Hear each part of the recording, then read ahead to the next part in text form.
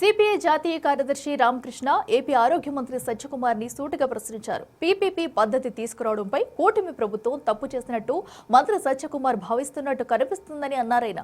దేశంలో ఎక్కడైనా ప్రభుత్వమే భూములిచ్చి ఆసుపత్రులు నిర్మించి సిబ్బందికి జీతాలిచ్చి ప్రైవేటు పరం చేస్తుందని ప్రశ్నించారాయన.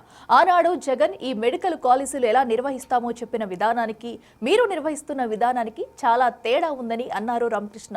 ఖర్చు ప్రభుత్వానది, ఆదాయం ప్రైవేటుది ఎలా అవుతుందో చెప్పాలన్నారు సిపిఐ కార్యదర్శి రామకృష్ణ.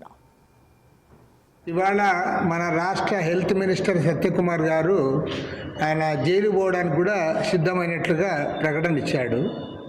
మరి ఆయన ఎందుకు జైలు పోవాలనుకుంటా ఉన్నాడో ఆయన చేసిన తప్పు ఏమిటో స్పష్టంగా కనపడతా ఉంది కాబట్టి ఆయన జైలు గురించి మాట్లాడుతున్నాడు. లేకపోతే ఒక మినిస్టర్ అట్లా మాట్లాడడం అనేది జరగదు.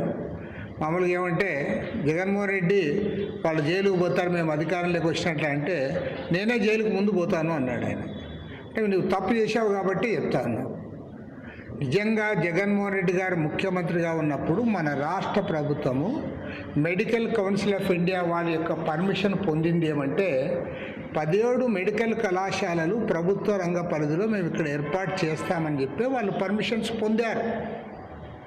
వారు ఆ రకంగా పర్మిషన్స్ పొందారు కాబట్టి వారు గవర్నమెంటే ల్యాండ్ ఇచ్చింది, గవర్నమెంటే బిల్డింగ్స్ కన్స్ట్రక్షన్ చేస్తూ ఉంది, తర్వాత గవర్నమెంటే జీతాలు ఇస్తూ ఉంది, తర్వాత సెలెక్షన్ కూడా గవర్నమెంటే చేస్తుంది.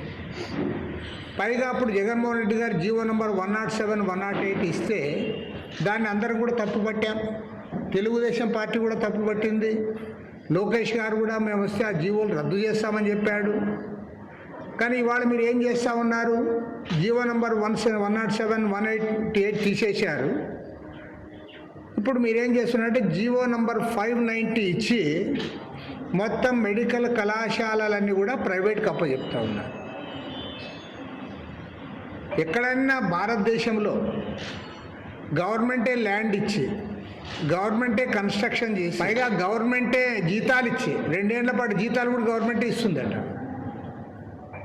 ప్రైవేట్ వాళ్ళకి ఇట్లా ఎక్కడైనా ఇచ్చారేమో మరి చెప్పమని అడుగు.